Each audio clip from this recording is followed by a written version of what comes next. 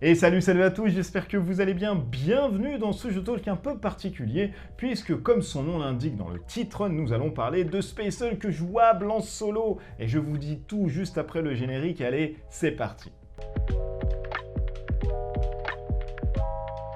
En préambule de cette vidéo, eh bien, je tiens à vous remercier puisque vous êtes de plus en plus nombreux de manière très assidue à utiliser les liens Philibert qui me permettent d'augmenter justement ma cagnotte. Donc vous n'oubliez jamais, vous, durant vos achats, eh bien, d'utiliser mes liens.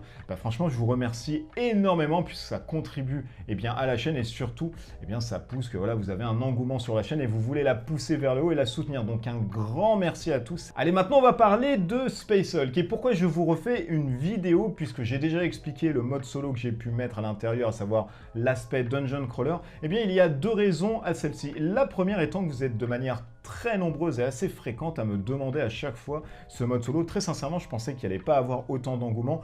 Force est de constater que quand vous avez vu les vidéos, vous avez dit mais c'est super, il me faut ce mode, il faut ce mode.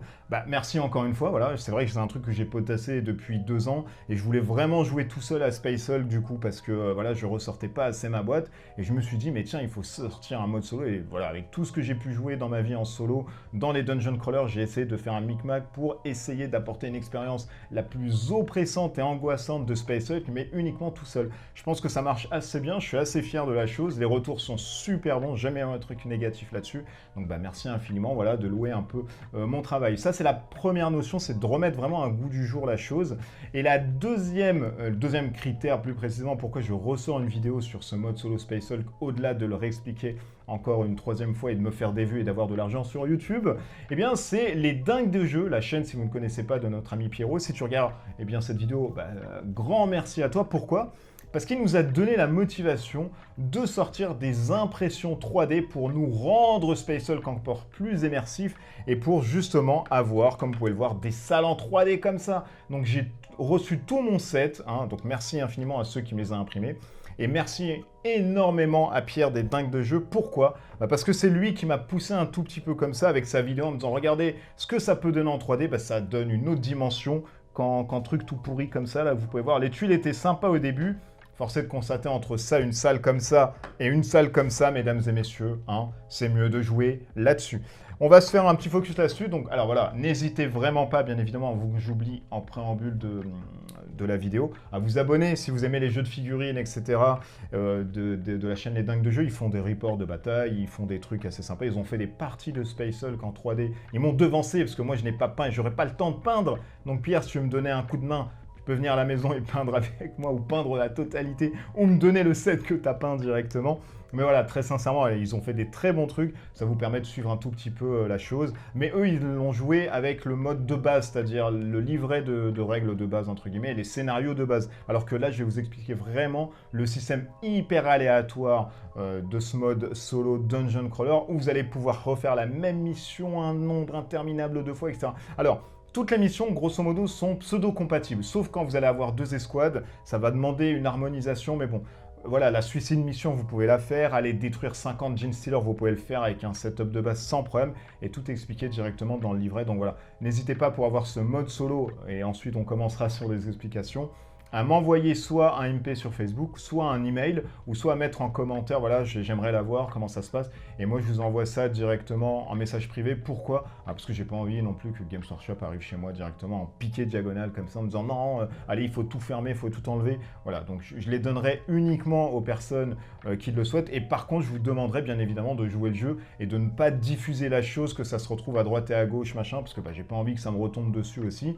Et voilà, donc essayez de jouer le jeu là-dessus, machin, et puis ça se passera bien, parce que là, ça fait à peu près 2 ans que tout se passe bien, que mon fichier n'a pas été dilapidé, vous jouez le jeu, vous êtes hyper mature, c'est sympa. Merci à tous. Allez, on se fait un petit focus là-dessus. Voici grosso modo comment va se passer le mode solo. Vous allez toujours, enfin le mode solo, le mode Dungeon Crawler, vous allez toujours avoir un sas de départ, ou alors une salle de départ, ou un croisement de départ, en tout cas une tuile de départ. Vous allez avoir un synopsis qui va relativement changer un tout petit peu. Par exemple, dans la Suicide Mission, il ne faudra pas que votre lance-flamme meure, sinon vous perdez directement la mission. Ça sera la même chose par exemple ici. On va prendre les Space Wolves. Il y a différents chapitres à jouer à l'intérieur. De près, vous allez avoir les Ultramarines, les Blue Angels, la Deathwing, et vous allez avoir les Space Wolves qui se retrouvent ici. et vous allez avoir les Black Templars, etc., les Iron Fist que je suis en train de peaufiner petit à petit. Et d'ailleurs, je demande de l'aide aussi au groupe Facebook qui est Space Hulk, le jeu de plateau. Je mettrai bien évidemment le lien à l'intérieur. Allez-y si vous êtes fan de Space Hulk pour moi, parce que la communauté est super sympa, bienveillante, et il vous donne à chaque fois voilà, des trucs assez sympas à faire. Donc comment se passe un tour de jeu? Une fois que vous avez votre sas, la porte, etc., vous êtes fin prêt à jouer, bah, c'est super simple. Votre tour ne va pas changer. Vous pouvez jouer soit en mode chronométré, et c'est le plus sympa parce que ça renforce l'angoisse et l'oppression, soit vous jouez en totale liberté, c'est à vous voilà, dont revient la décision finale. Quand vous allez jouer votre tour, c'est très simple. 4 points d'action, vous allez lancer les points de commandement, vous allez lancer votre dé ou alors tirer un jeton. Admettons que j'ai 2 points de commandement ici. Eh bien, je commence ma partie. Je peux déjà ouvrir une pièce, entre guillemets, une porte. La porte, elle peut être soit défectueuse ou alors elle peut être soit normale. Vous avez 2 chances sur 6 d'avoir une pièce, entre guillemets, une porte plus précisément défectueuse. Donc par exemple en 1, je peux avec mon sergent ici ouvrir la porte. Donc je lance mon dé entre guillemets, voilà, je fais 4+, donc ça s'ouvre, hop, j'enlève et vous voyez le petit système de coulissement qui est sympa. Merci encore une fois, Pierre là, des dingues de jeu, tu nous as donné vraiment un truc et on se régale. Et ensuite, quand vous ouvrez une porte ou quand vous avez une ligne de vue sur un couloir où il n'y a rien, où il y a un brouillard de guerre comme ici, eh bien vous allez lancer sur la table de génération de l'exploration. Ça va vous donner des couloirs plus longs ou ça va vous donner directement des salles ou alors une combinaison de salles ainsi que de couloirs. Admettons qu'ici on nous demande de faire un couloir de 2 ainsi qu'un couloir de 3. Donc on va mettre un couloir de 2 ici et on va mettre un couloir de 3 ici. Donc en ouvrant la salle, vous voyez que déjà c'est un système assez procédurier entre guillemets. Donc en 1, j'ai fait ça. Dans l'exploration, on va toujours vous donner le contenu du tunnel, que ça soit un tunnel à 2, 3, 4, 5, 6, 7, 8, 9 ainsi qu'une salle.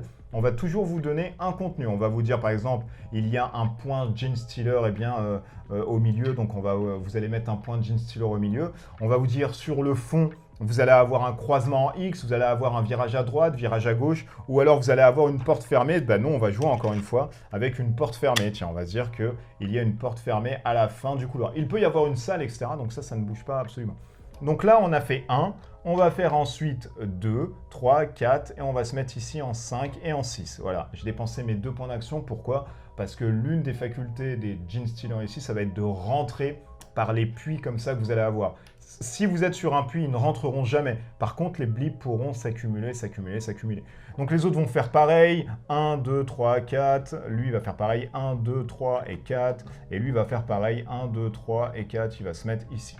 À un moment donné du jeu, et c'est là où ça va vraiment changer de ce que vous connaissez dans Space Hulk, vous allez avoir une phase d'événements.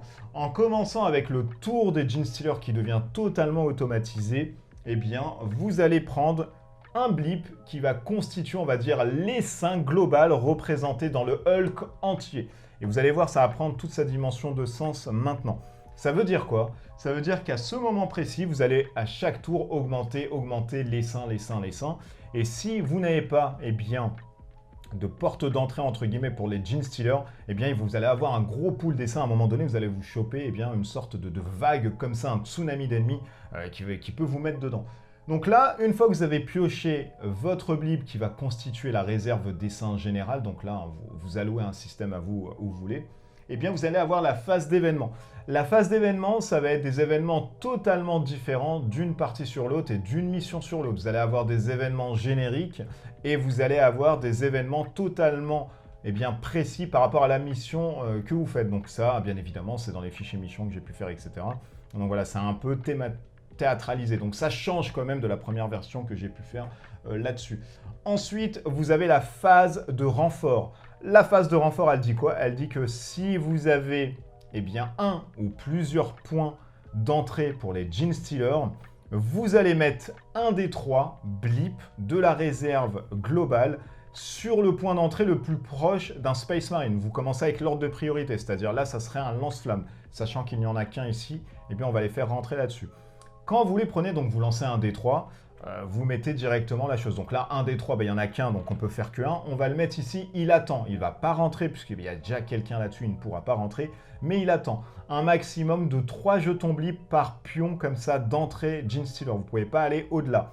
Par contre, si j'avais eu ici un autre point d'entrée Genestealer et que là, il me restait par exemple un ou deux blips, eh bien je viens récupérer un seul blip uniquement et le mettre sur les autres points d'entrée, s'il y en a, sur la map. Donc vous comprenez un tout petit peu, le premier point d'entrée, c'est un des 3 de la réserve au plus proche d'un Space Marine. Et s'il y a d'autres points d'entrée Genestealer, vous prenez, s'il reste dans la ruche globale des blips, et vous faites un tour où vous en mettez uniquement un, vous ne lancez pas un des 3, ça c'est uniquement au début.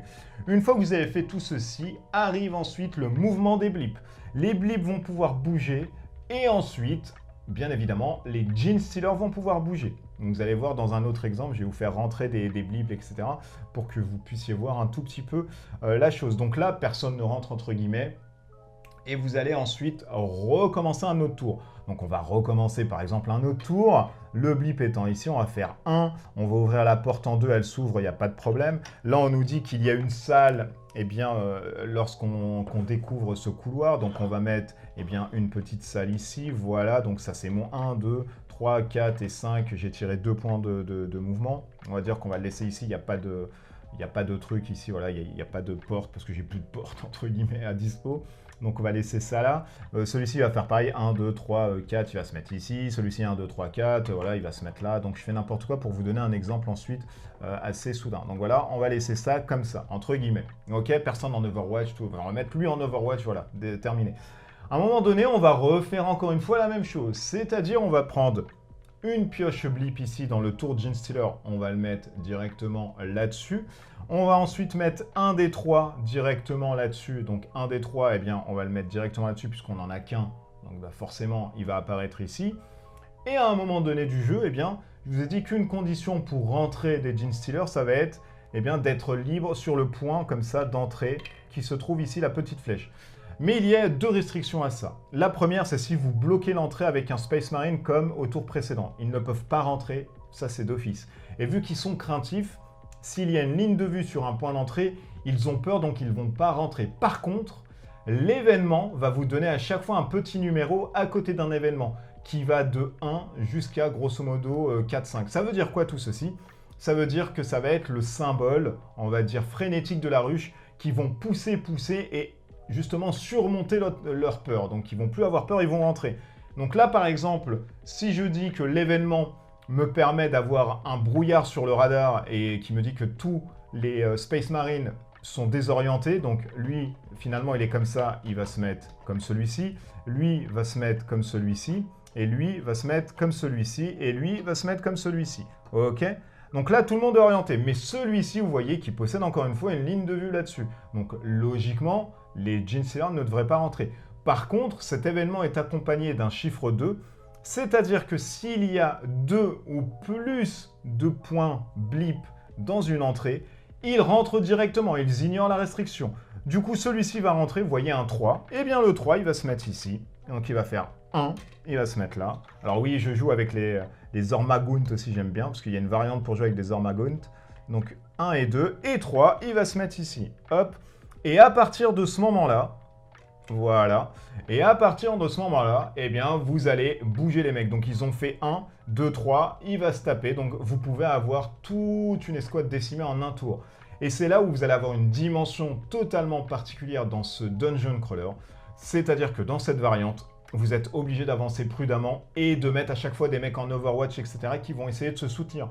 Puisque là, vous voyez, avec l'effet, tout le monde est directement foutu, entre guillemets, parce que voilà, il y a eu des orientations.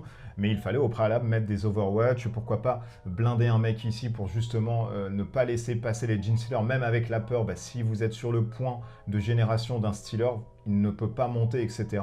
Donc il y a plein de trucs. Alors attention, il y a aussi des événements très loufoques. Il y en a qui vont vous ramener des Genestealers directement hop, derrière vos Marines, hein, c'est la mort qui tombe d'en haut, donc bam, au prochain tour. Donc ils ne vont pas bouger, c'est juste une génération. À votre prochain tour, vous allez pouvoir interagir avec eux, mais vous allez dépenser des points pour vous retourner, tirer. Donc c'est un univers que j'ai voulu hyper violent, mais que j'ai voulu aussi hyper vivant, puisque vous allez jouer avec ce sentiment de tension, justement, dans ce Space Hulk. Et voilà grosso modo comment se joue cette variante solo. Allez, voilà, on dézoome. Et ben du coup, je vous ai expliqué grosso modo ce dont vous allez avoir à l'intérieur justement de cette règle solo Dungeon Crawler, à savoir bien des règles particulières uniquement pour le tour des Genestealers, avec notamment les saints, avec la terreur qu'ils vont pouvoir surmonter pour rentrer justement dans la ligne de vue.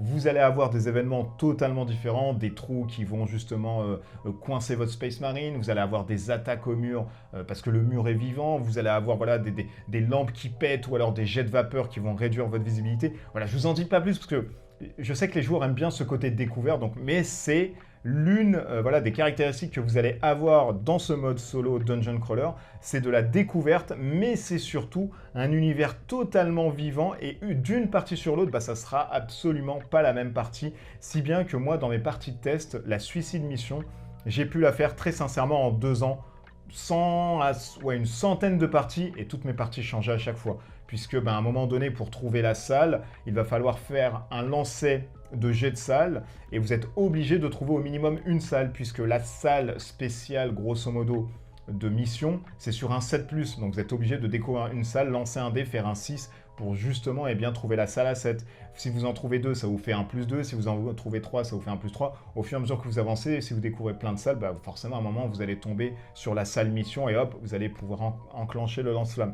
Mais voilà, il y a un sentiment d'oppression qui à mon sens, et sans me faire des ronds de jambes, franchement, et m'envoyer des fleurs, parce que je m'en fous et j'ai pas besoin de ça aussi, et vous allez avoir ce sentiment angoissant. Et voilà, il était hyper important pour moi d'avoir un joueur, entre guillemets, aussi malsain qu'un joueur humain qui va vous permettre de faire des coups de Trafalgar. Donc voilà, j'espère vraiment que vous allez apprécier. Encore une fois, vous me demandez ça, je vous le donne, mais par contre, ne diffusez absolument pas mes DPVDF, parce que voilà, j'ai pas envie de me prendre un retour comme ça de bâton de Games Workshop, une chasse aux sorcières, mais je les donne assez facilement. Si vous avez d'autres idées, n'hésitez pas à venir sur le Facebook, le groupe de SpaceHawk, le jeu de plateau, vous allez pouvoir discuter, j'y suis assez actif, vous allez pouvoir discuter avec tout le monde. S'il y a des problèmes de règles, n'hésitez pas à revenir vers moi en commentaire, etc. Donc n'hésitez vraiment pas à faire plein de trucs à côté. Et surtout, ça c'est le plus important et je termine là-dessus, n'hésitez pas, non pas à vous abonner à ma chaîne, ça on s'en fout aussi un peu, mais n'hésitez pas vraiment à me faire un retour d'expérience, ça c'est super important. Je vous ai dit, voilà, moi j'ai la chance, entre guillemets, mais c'est peut-être aussi le travail dont j'ai investi à l'intérieur pendant 2 ans, où les mecs me disent, franchement, le mode marche très bien, toujours un sentiment de peur. Alors bien évidemment, il y a des événements qui vous mettent dedans et à un moment, il faudra jouer avec les dés. Si vous faites des 6, c'est bien, si vous faites des 1, c'est la merde. Mais c'est un peu le sentiment du jeu de base de Space Hulk. Donc si vous faites des 1, ça ne marche forcément pas, même si vous tirez 4 cartouches dans un stealer qui est devant vous. À force de constater qu'à un moment donné, les dés vont vous mettre dedans. C'est un peu le même sentiment qu'on va avoir là-dessus, mais vous pouvez déjà jouer tout seul et dépoussiérer franchement les boîtes de Space Hulk, et ça franchement c'est du luxe, parce que voilà, trouver quelqu'un, notamment en cette crise sanitaire, c'est un peu compliqué, et surtout pour jouer à Space Hulk, des gens des fois se disent « Oh non, j'ai pas envie de jouer à ça », donc là, vous allez pouvoir jouer tout seul sans problème, avec plein de missions, les refaire à foison, c'est infini, donc voilà. J'espère que ça va vous plaire. D'ici là, portez-vous bien, des bisous partout, à bientôt peut-être dans les commentaires, et puis allez, ciao ciao, bye bye.